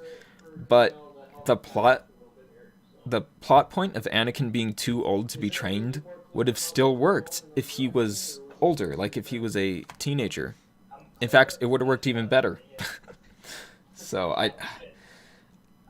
I don't get why Anakin was a kid. I think George Lucas thought that if he made Anakin a kid, then it would bring more kids into watching the movie and into wanting to see the movie. But the thing is, like, kids don't care if the or if the characters they're seeing in movies are also kids. In fact, I feel like kids oftentimes want to watch characters who aren't kids, who they can look up to and want to be like, who they think are cool. You know? Like Luke. Yeah. what we estimated and what we have a chance to Trooper Guy says The Last Jedi rocks mostly. Yeah, I would say the same thing. I don't think it's a perfect movie. Yeah. But yeah, I think it rocks mostly as well. If they want You to grew up with the separate prequels, control, Tripletron? if they I did too, pretty much. I grew up with the originals and the prequels. Because I got into Star Wars, I think it was shortly after Revenge of the Sith came out. My parents showed me the original trilogy first, and then I saw the prequels shortly after. Except I didn't see Revenge of the Sith for quite some time, because my dad didn't let me watch PG-13 movies when I was at that age. And it was the only Star Wars that was PG-13 at the time. or maybe 250,000 miles of controls number. But yeah, when I was a kid, I was a big fan of the original trilogy and the prequels. But the main reason why I liked the prequels when I was younger and a kid growing up with those movies, the main reason why I liked it was the action scenes I thought were cool. And as I grew up, I have come to like the prequels less when I realized the actual story of them is not the best at times. But I do think that Revenge of the Sith is easily the best prequel and easily better than the other ones. So that we don't lose the jobs. You believe Ahmed Best was about to jump off a bridge, then he didn't and walked away for the better. Yeah, Ethan, I think I watched a video where he was talking about that. That does ring a bell. Once we do this and I met with you guys as a team, You feel like Star Wars fans are just really salty and they like to complain. That's for sure, Jackson. I mean, not all of them, of course, but a lot of them. Revenge of the Sith has by far the best soundtrack, in your opinion, and Rise of Skywalker has the weakest. Out of the Skywalker saga, Trooper Guy, I think I would say no, hold on. Out of the Skywalker saga, I do think I would say that the Rise of Skywalker has the weakest soundtrack, for sure. But although I really like the soundtrack of Revenge of the Sith, I personally like the soundtrack for the original trilogies more. They just feel more Star Wars to me, and Revenge of the Sith soundtrack, although I really do love the music, it's just, it's that like super epic chorusy type of music that sounds kind of dark, and it works really well for that movie. But personally, I don't think it's my favorite Star Wars soundtrack. I don't know, it's hard to say. My favorite Star Wars soundtrack might be The Empire Strikes Back. Well, you guys have a good weekend. I'll see you guys tomorrow. But I am sort of biased because that was the only one that I owned on CD when I was a kid, so I would listen to it all the time. Yeah, Asteroid Field. Yep, Ethan's saying the same thing. Bum, ba-dum, bum, bum, bum, bum. Yeah, it's great. Is Hayden Christensen still living off his Star Wars money? Probably, Ethan. I feel like if you're a main actor in a Star Wars movie, you're pretty much set for life. Maybe not if you're Jake Lloyd. I don't know, because he was a kid.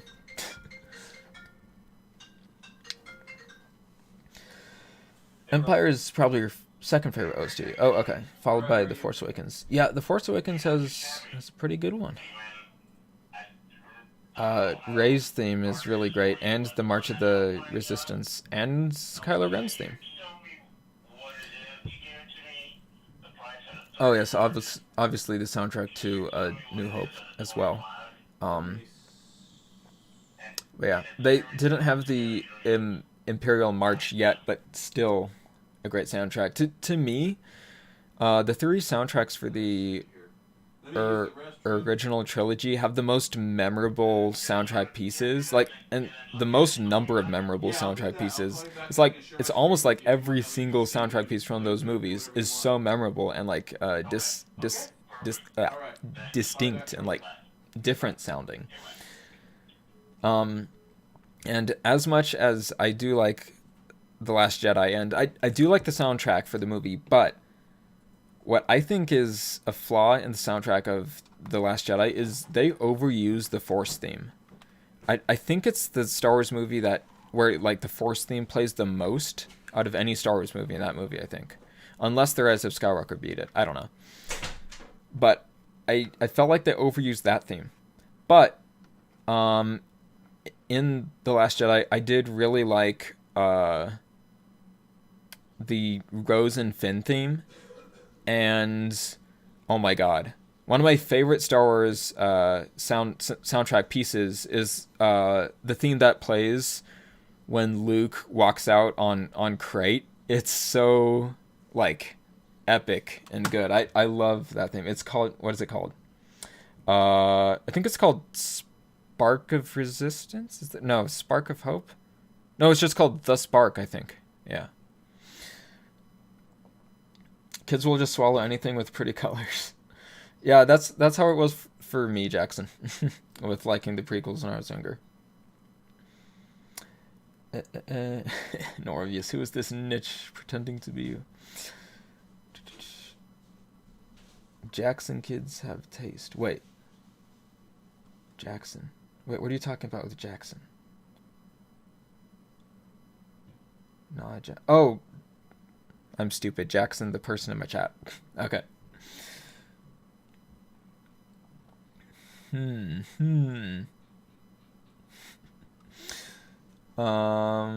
New Hope has a dismembered arm shown and it's still PG. Yeah, and that might be one of the only Star Wars movies that shows blood from a lightsaber wound. But the thing, Ethan, okay, so why a New Hope has a bloody severed arm in it and it's PG and not PG-13 is when that movie was made, the PG-13 rating didn't exist. The PG-13 rating wasn't made until 1984. And one of the main movies that caused the PG-13 rating to happen was Indiana Jones and the Temple of Doom. Because that was PG and parents were freaking out. This movie's too dark and violent to be PG. But they didn't think it was like quite R-rated. So Steven Spielberg, who was the director of the movie, came up with the idea of a PG-13 rating. That's how it came about. But yeah, ratings used to be way looser because of that.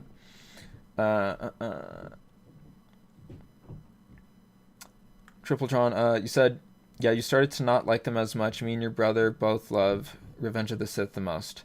Yeah, that's how I feel. And if it wasn't for the Clone Wars sort of coming in and fixing a lot of issues that I had with the prequels, I don't know if I would have ever liked Revenge of the Sith. Because I do think that even without the Clone Wars, it's the best prequel, easily. And I think the main reason is just because it's the most focused on the story that it's trying to tell. And it has, for the most part, like, good pacing. And plot development. But yeah, Clone Wars has added a lot to Revenge of the Sith to me, and it hasn't to the other two prequels, really, which is mainly because it takes place after them. But yeah, I do like Revenge of the Sith overall. I do like it quite a bit now, honestly. But before watching Clone Wars, I didn't. So it really changed my mind on the movie by giving me a new context to look at the movie through. So yeah. Samuel Kim does a good job making epic versions of the songs. Yes he does. I've used his songs in the trailers I've made for my fan edit.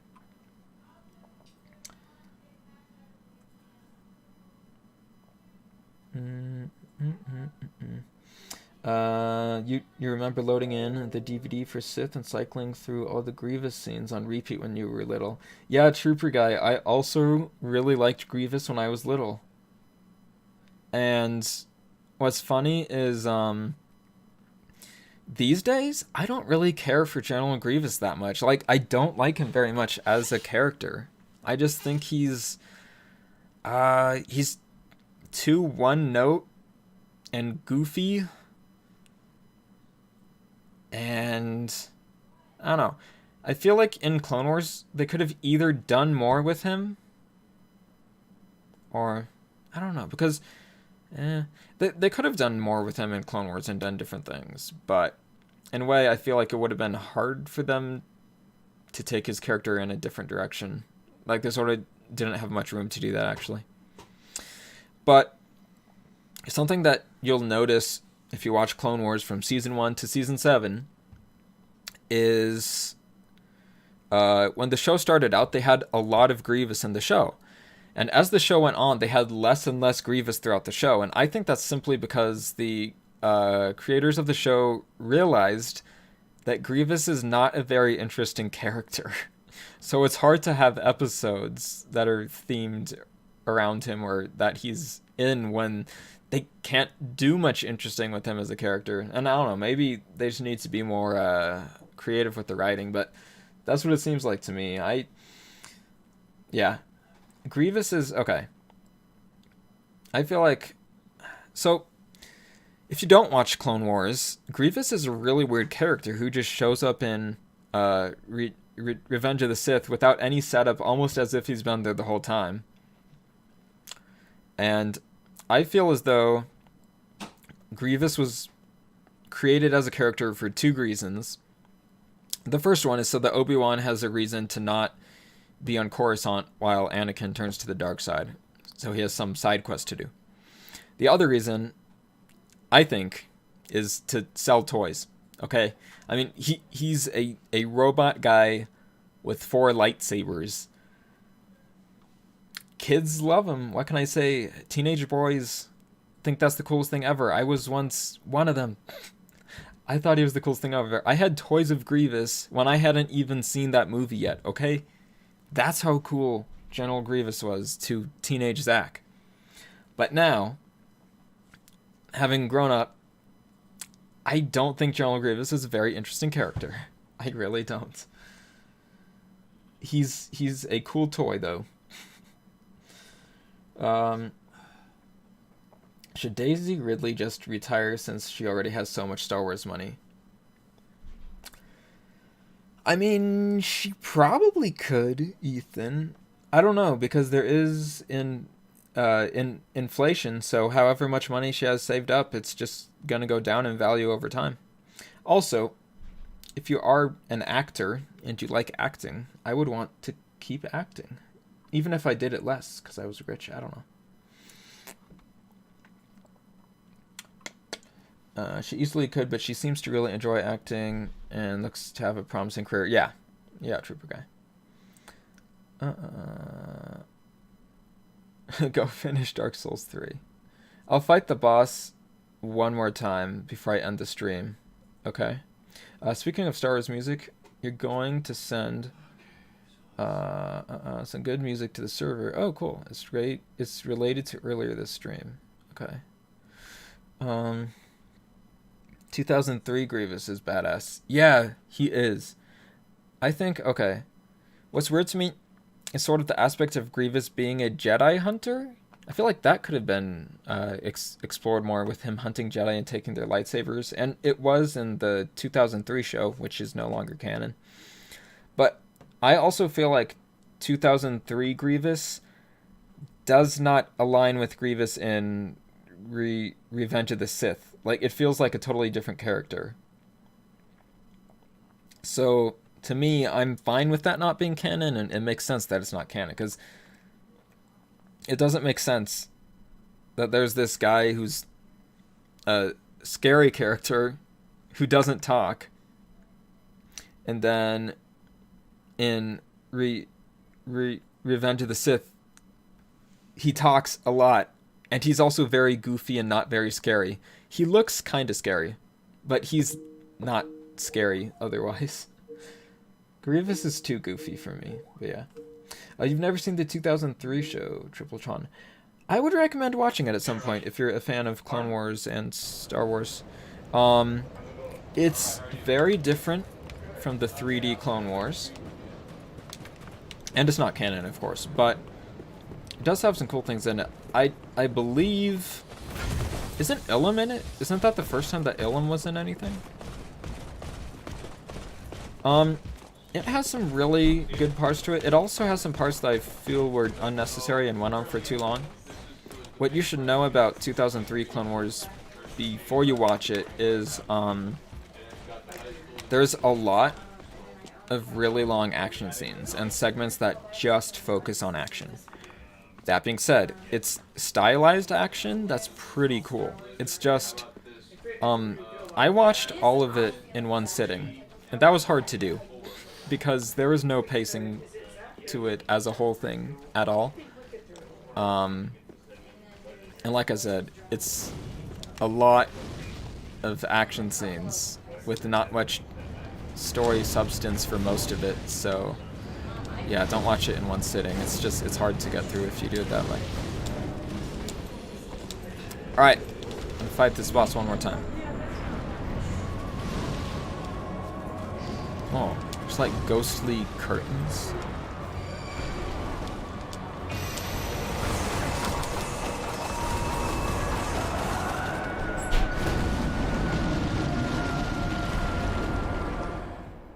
Why does that guy look so anime? He looks very anime. Well, guys, thank you for watching this live stream. That was a great boss fight right there.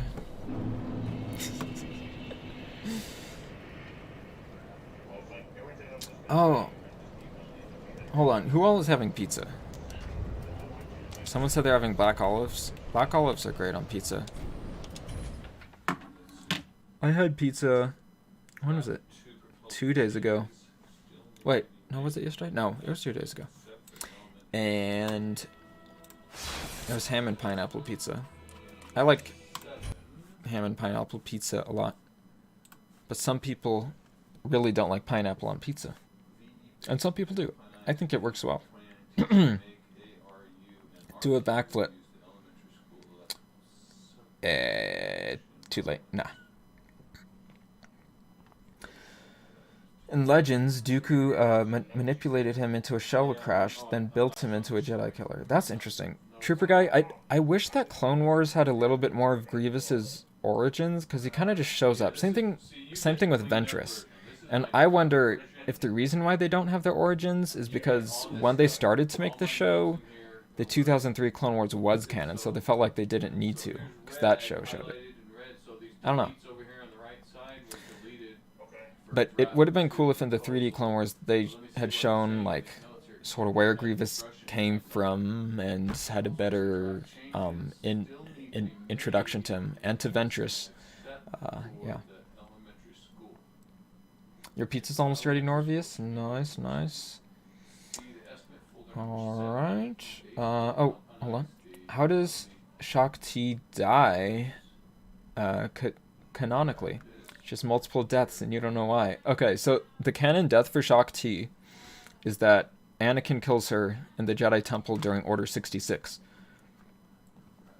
And the reason that that's the canon death is because Yoda sees it in a vision of the future. He doesn't see exactly who kills her, but she's killed with the blue lightsaber, and I think it's while she's meditating, which is how the deleted scene of Anakin killing her was.